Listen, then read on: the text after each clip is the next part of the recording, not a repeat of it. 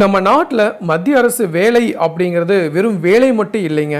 அது ஒரு குடும்பத்தோட கனவு, பாதுகாப்பு மற்றும் தலைமுறைகளை நிலைப்படுத்தும் ஒரு பெரிய நம்பிக்கைன்னே சொல்லலாங்க.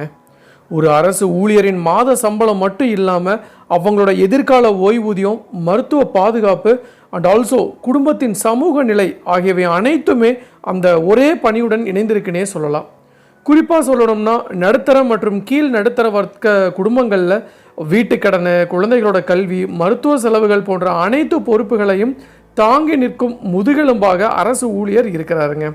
இந்த நிலையில் மத்திய அரசு ஊழியர்களுக்கு சர்ப்ரைஸ் அறிவிப்பு என்ற ஒரு செய்தி வெளியானாலே அது ஒரு சாதாரண அப்டேட் இல்லைங்க. அது கோடிக்கணக்கான குடும்பங்களோட வாழ்க்கையை நேரடியாக தொடும் ஒரு மிகப்பெரிய எதிர்பார்ப்பாகவே மாறியிருக்கு. கடந்த காலங்களில் பார்த்தீங்கன்னா பே கமிஷன் மூலமாக ஏற்பட்ட சம்பள உயர்வுகள் பல குடும்பங்களோட வாழ்க்கை தரத்தை உயர்த்தி இருக்கிற மாதிரி இன்றைய சூழ்நிலையிலும் ஒரு புதிய அறிவிப்பு மீண்டும் ஒரு மாற்றத்தை உருவாக்குமா அப்படிங்கிற நம்பிக்கை அதிகரிச்சிருக்கு. பணவீக்கம் உயர்ந்து கொண்டிருக்கும் இந்த காலத்தில் ஒவ்வொரு ரூபாயும் முக்கியமானதாக மாறியுள்ள நிலையில் இந்த சர்ப்ரைஸ் என்பது வெறும் எண்ணிக்கைகளில் மாற்றம் இல்லைங்க. அது ஒரு குடும்பத்தின் நிம்மதி, ஒரு குழந்தையின் கல்வி, ஒரு பெற்றோரின் பாதுகாப்பு அண்ட் ஆல்சோ ஒரு வாழ்க்கையின் நிலைத்தன்மையை தீர்மானிக்கக்கூடிய சக்தியாகவே மாறியிருக்கு. இப்போது அந்த கவர்மெண்ட் அனௌன்ஸ் பண்ணியிருக்க அந்த சர்ப்ரைஸான விஷயம் என்ன அப்படின்னு தான் நாம் இன்றைக்கி நம்ம வீடியோவில் பார்க்க போகிறோம். சப்போஸ் இப்போ தான் ஃபஸ்ட் டைம் நம்ம சேனலுக்கு வரீங்க அப்படின்னா மறக்காமல் நம்ம சேனலை சப்ஸ்கிரைப் பண்ணிடுங்க. கூட பெல் ஐக்கானை கிளிக் பண்ணுங்கள். அப்படின்னா தான் இது மாதிரி இன்ஃபர்மேட்டிவ் வீடியோ உங்களால் ரெகுலராக பார்க்க முடியுங்க. வாங்க வீடியோக்குள்ளே போகலாம்.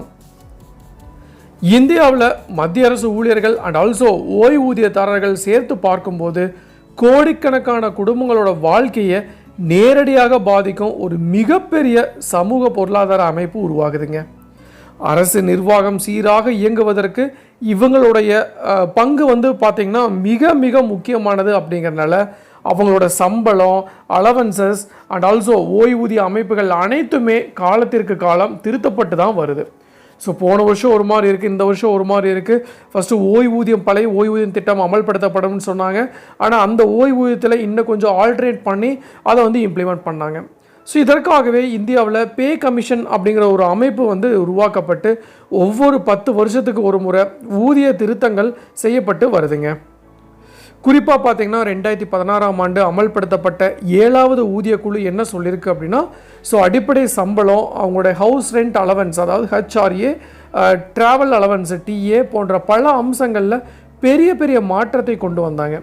அரசு ஊழியர்களின் வாழ்க்கை தரத்தை குறிப்பிடத்தக்க உயர்வை ஏற்படுத்தியது. அதன் பிறகு பார்த்திங்கன்னா டியர்னஸ் அலவன்ஸ் உயர்வுகள் மூலமாக பணவீக்கத்துக்கு ஏற்ற மாதிரி சம்பளம் சீரமைக்கப்பட்டு வருது.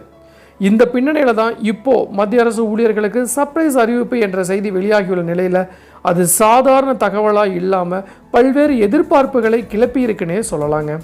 இதில் முக்கியமாக பேசப்படுவது அடுத்த கட்ட பே கமிஷன் அறிவிப்பு வருமா என்பதை தான். ஸோ இதுக்கு முன்னாடி சொல்லிட்டாங்க, 7th pay commission, 8th pay commission எல்லாம் சொல்லிட்டாங்க. பட் அது இம்ப்ளிமெண்ட் பண்ணுவாங்களா அப்படிங்கிறத ஒரு மிகப்பெரிய கொஸ்டின் மார்க்காக இருக்குங்க. பொதுவாக பார்த்திங்கன்னா 10 ஆண்டுகளுக்கு ஒரு முறை பே கமிஷன் அமல்படுத்தப்படும் நிலையில் 8வது இல்லைன்னா 9வது ஊதிய குழு முன்கூட்டியே அறிவிக்கப்படுமா என்ற ஊகங்கள் அதிகரிச்சிருக்கு. இதுக்கப்புறம் தான் DA அதிகரிப்பு, ஃபிட்மெண்ட் ஃபேக்டர் உயர்வு அண்ட் ஆல்சோ ஓய்வூதிய மாற்றங்கள் போன்ற அம்சங்களும் இந்த சர்ப்ரைஸ் பகுதியில் இருக்கலாம் அப்படின்ட்டு பேசப்படுது. ஸோ இதுக்கு சின்ன எக்ஸாம்பிள் நான் சொல்லணும் அப்படின்னா ஒரு கேஸ் ஸ்டடி நான் உங்களுக்கு சொல்ல போகிறேன். அதில் பார்த்திங்கன்னா ஒரு 7வது பே கமிஷன் அமல்படுத்தப்பட்ட பிறகு ஒரு கீழ்நிலை அதாவது குரூப் C ஊழியரோட சம்பளம் கணிசமாக உயர்ந்ததால் அவர் முன்னாடி முடியாமல் இருந்த வீட்டு கடனை எடுத்து குடும்பத்திற்கு ஒரு நிலையான வாழ்க்கையை உருவாக்க முடிஞ்சதுங்க. அதே மாதிரி தான் DA உயர்வுகள் நேரடியாக ஊழியர்களோட மாத வருமானத்தை உயர்த்துவதோடு மட்டும் இல்லாமல் ஓய்வூதியதாரர்களின் வருமானத்தையும் அதிகரிக்குன்னே சொல்லலாம். ஸோ இதுக்கு இன்னொரு எக்ஸாம்பிள் சொல்லணும் அப்படின்னா DA 4% உயர்ந்தால் ஒரு மாத சம்பளம் 50,000 பெறும் ஊழியருக்கு கூடுதலாக 2,000 ரூபாய் வருமானம் கிடைக்கும். ஸோ இது வருஷத்துக்கு பார்த்திங்கன்னா 24,000 ஆகும். இது குடும்ப செலவுகளில் முக்கிய பங்காற்றும்னே சொல்லலாங்க. ஆனால் இதே நேரத்தில் அரசுக்கு இது மிகப்பெரிய நிதிச்சுமையாக கண்டிப்பாக மாறும். மத்திய அரசின் ஊதியம் மற்றும் ஓய்வூதிய செலவுகள் ஆயிரக்கணக்கான கோடி ரூபாயாக அதிகரிக்கும். ஸோ இதனால தான் எந்த பே ரிவிஷன் இல்லைன்னா DA உயர்வும் பொருளாதார நிலைமைகளை கருத்தில் கொண்டு எடுக்கப்படுது.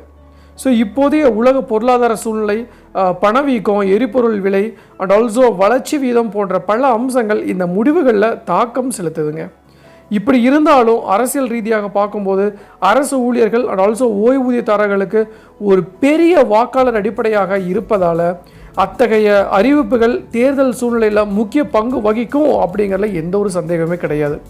ஸோ மேலும் பார்த்திங்கன்னா இந்த சம்பள உயர்வுகள் நேரடியாக சந்தை பொருளாதாரத்தை நிச்சயமாக பாதிக்குதுங்க. ஊழியர்களோட வருமானம் அதிகரித்தால் செலவினமும் கண்டிப்பாக அதிகரிக்கும். அது வர்த்தகம் அண்ட் ஆல்சோ சேவை துறைகளில் வளர்ச்சியை நிச்சயமாக தூண்டுங்க. இதனால தான் ஒரு வகையில் pay commission and also DA உயர்வுகள் நாட்டின் மொத்த பொருளாதார சுழற்சிக்கும் தாக்கத்தை ஏற்படுத்துது அப்படின்னு சொன்னால் அதுதான் நிதர்சனமான உண்மையாக இருக்குது. அதே நேரத்தில் சில பொருளாதார நிபுணர்கள் இந்த மாதிரியான செலவுகள் அரசோட நிதிச்சுமையை அதிகரித்து நிதி கட்டுப்பாட்டை சிரமப்படுத்தும் எனவும் எச்சரிக்கிறாங்க.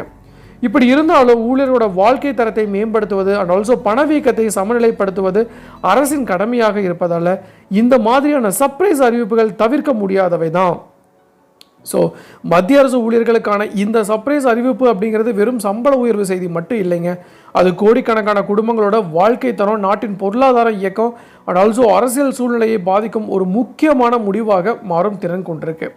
இந்த அறிவிப்பு எந்த வடிவில் வந்தாலும் புதிய பே கமிஷன், டிஏ உயர்வு அல்லைனா ஓய்வூதிய மாற்றம், இது இந்தியாவின் நடுத்தர வர்க்க வாழ்க்கையில் ஒரு புதிய மாற்றத்தை ஏற்படுத்தும் அப்படிங்கிறதுல எந்த ஒரு சந்தேகமும் இல்லைங்க.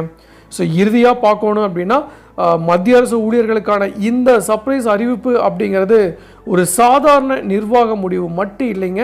அது கோடிக்கணக்கான குடும்பங்களோட எதிர்காலத்தை தொடும் ஒரு முக்கியமான திருப்புமுனையாகவே இருக்குது. ஸோ பே கமிஷன் போன்ற அமைப்புகள் மூலம் கடந்த காலங்களில் ஏற்பட்ட மாற்றங்கள் எவ்வாறு அவங்களோட வாழ்க்கை தரத்தை உயர்த்தி இருக்கனவோ அதே மாதிரி தான் இந்த புதிய அறிவிப்பும் பலருடைய புதிய நம்பிக்கையை உருவாக்கக்கூடியதாக இருக்குங்க. சம்பள உயர்வு, டிஏ அதிகரிப்பு இல்லைனா புதிய பே கமிஷன் எந்த வடிவில் வந்தாலும் அது அந்த ஒரு ஊழியருடைய மாத வருமானத்தை மட்டும் இல்லைங்க, அவங்களுடைய மொத்த குடும்பத்தின் பாதுகாப்பையும் நிலைத்தன்மையையும் நேரடியாக பாதிக்கும் ஒரு மிகப்பெரிய விஷயமாகவே இருக்குது. ஸோ அதே நேரத்தில் இப்படிப்பட்ட பெரிய முடிவுகள் அரசோட நிதிநிலைக்கு ஒரு பெரிய சவாலாக இருக்கும். அப்படிங்கிறனால சமநிலை அப்படிங்கிறது மிக மிக முக்கியமாகவே இங்கே பார்க்கப்படுது. முக்கியம்னு சொல்கிறத விட ஒரு அவசியம்னே, மேண்டட்டரி திங்னே சொல்லலாம். ஆனால் இறுதியாக பார்க்கும்போது பார்த்திங்கன்னா ஒரு அரசு ஊழியரின் வாழ்க்கையில் இந்த மாதிரியான அறிவிப்புகள் எண்களில் மட்டும் அளிக்கப்படுவதில்லைங்க. அது அவங்களுடைய உழைப்புக்கான அங்கீகாரம், அவங்களுடைய குடும்பத்திற்கான உறுதி அண்ட் ஆல்சோ நாளை நம்பிக்கையுடன் எதிர்கொள்ளும் ஒரு துணிச்சல்னே சொல்லலாம். இந்த அறிவிப்பு எந்த வடிவில் வந்தாலும் அது இந்தியாவின் நடுத்தர வர்க்க வாழ்க்கையில் ஒரு மிகப்பெரிய அத்தியாயத்தை எழுத போகுது அப்படிங்கிறதுல எந்த ஒரு சந்தேகமும் இல்லைங்க. இந்த ஒரு நாள் எப்போ நடக்க போகுது அப்படின்னு தான் ஊழியர்கள் எல்லாரும் வெயிட் பண்ணிட்டுருக்காங்க. அந்த நாள் கூடிய விரைவில் வரும் அப்படிங்கிறதுல எந்த ஒரு சந்தேகமும் இல்லை. ஸோ இதுதான் நான் இன்றைக்கி உங்களுக்கு சொல்ல வர வேண்டிய விஷயம். டெஃபரெண்ட்டாக யூஸ்ஃபுல்லாக இருக்குன்னு நினைக்கிறேன். ஸோ மீண்டும் இன்னொரு நாள் இது மாதிரி சுவாரஸ்யமான இன்ஃபர்மேட்டிவ் வீடியோவுடன் உங்களை சந்திக்கும் வரை உங்களிடமிருந்து விடைபெறுவது உங்கள் மஞ்சள் மாநகர மைந்தன் சிவா.